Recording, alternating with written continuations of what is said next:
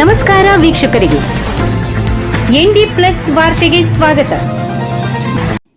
ಕಾರವಾರದಲ್ಲಿ ಹಳೆ ದ್ವೇಷಕ್ಕೆ ಚಾಕುವಿನಿಂದ ಹಲ್ಲೆಗೊಳಗಾಗಿದ್ದ ಯುವಕ ರೋಷನ್ ಹುಲಸ್ವಾರ್ ಚಿಕಿತ್ಸೆ ಫಲಿಸದೆ ಸಾವು. ಹಳೆ ದ್ವೇಷದ ಹಿನ್ನೆಲೆಯಲ್ಲಿ ಇತ್ತೀಚೆಗೆ ಕಾರವಾರ ನಗರದ ನದಿವಾಡದ ಬಳಿ ಚಾಕುವಿನಿಂದ ಭೀಕರವಾಗಿ ಹಲ್ಲೆಗೊಳಗಾಗಿದ್ದ ಅಂಬೇಡ್ಕರ್ ಕಾಲೋನಿಯ ನಿವಾಸಿ 21 ವರ್ಷದ ರೋಷನ್ ಪ್ರದೀಪ್ ಹುಲಸ್ವಾರ್ ರವಿವಾರ ಚಿಕಿತ್ಸೆ ಫಲಿಸದೆ ಸಾವನ್ನಪ್ಪಿದ್ದಾನೆ. ಮಂಗಳೂರಿನ ಆಸ್ಪತ್ರೆಯಲ್ಲಿ ಗಂಭೀರ ಸ್ಥಿತಿಯಲ್ಲಿ ಚಿಕಿತ್ಸೆ ಪಡೆಯುತ್ತಿದ್ದ ರೋಷನ್ ರವರ ಒಂದು ಕಾಲನ್ನು ವೈದ್ಯರು ಕತ್ತರಿಸಿದ್ದರು. ಆದರೆ ಚಿಕಿತ್ಸೆ ಸಫಲವಾಗದೆ ಜೂನ್ 21ರಂದು ಕೊನೆಯುಸಿರೆಳೆದಿದ್ದಾನೆ.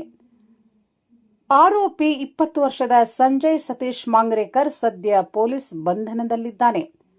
ಜೂನ್ 7ರಂದು ರಾತ್ರಿ 9:30 ಸುಮಾರಿಗೆ ಎಲೆಕ್ಟ್ರಿಷಿಯನ್ ಮತ್ತು ವೆಲ್ಡರ್ ಕೆಲಸ ಮಾಡಿಕೊಂಡಿದ್ದ ರೋಷನ್ ತನ್ನ ಸ್ನೇಹಿತ ಸಂತೋಷ್ ಜೊತೆ ದೇವಸ್ಥಾನದ ಎದುರು ನಿಂತಿದ್ದಾಗ ಅಲ್ಲಿಗೆ ಬಂದ ಆರೋಪಿ ಸಂಜಯ್ ಮಾಂಗ್ರೇಕರ್ ಹಳೆ ದ್ವೇಷವನ್ನು ಮನಸ್ಸಿನಲ್ಲಿಟ್ಟುಕೊಂಡು ಜಗಳ ತೆಗೆದಿದ್ದರು.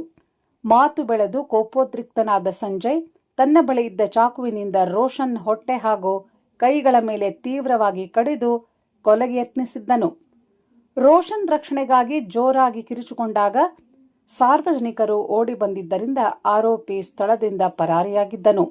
ಬಳಿಕ ತೀವ್ರ ರಕ್ತಸ್ರಾವದಿಂದ ಬಳಲುತ್ತಿದ್ದ ರೋಷನ್ನನ್ನು ಕಾರವಾರದ ಜಿಲ್ಲಾಸ್ಪತ್ರೆಗೆ ದಾಖಲಿಸಲಾಗಿತ್ತು. ಆದರೆ ಗಾಯಗಳು ಗಂಭೀರವಾಗಿದ್ದರಿಂದ ಹೆಚ್ಚಿನ ಚಿಕಿತ್ಸೆಗಾಗಿ ಮಂಗಳೂರಿನ ಆಸ್ಪತ್ರೆಗೆ ರವಾನಿಸಲಾಗಿತ್ತು. ಘಟನೆಗೆ ಸಂಬಂಧಿಸಿದಂತೆ ರೋಷನ್ ಅಣ್ಣ ಪ್ರಜ್ವಲ್ ಪ್ರದೀಪ್ ಹುಲಸ್ವಾರ್ ಕಾರವಾರ ನಗರ ಪೊಲೀಸ್ ಠಾಣೆಯಲ್ಲಿ ದೂರು ದಾಖಲಿಸಿದ್ದರು. ಪೊಲೀಸರು ಭಾರತೀಯ ನ್ಯಾಯ ಸಂಹಿತೆ ಅಡಿಯಲ್ಲಿ ಪ್ರಕರಣ ದಾಖಲಿಸಿಕೊಂಡು ಆರೋಪಿಯನ್ನು ಬಂಧಿಸಿದ್ದರು. ಸದ್ಯ ಗಾಯಾಳು ರೋಷನ್ ಮೃತಪಟ್ಟಿರುವುದರಿಂದ ಈ ಪ್ರಕರಣವು ಕೊಲೆ ಯತ್ನದಿಂದ ಕೊಲೆ ಪ್ರಕರಣವಾಗಿ ಬದಲಾಗಿದ್ದು ಪೊಲೀಸರು ಮುಂದಿನ ಕಾನೂನು ಕ್ರಮ ಕೈಗೊಂಡಿದ್ದಾರೆ.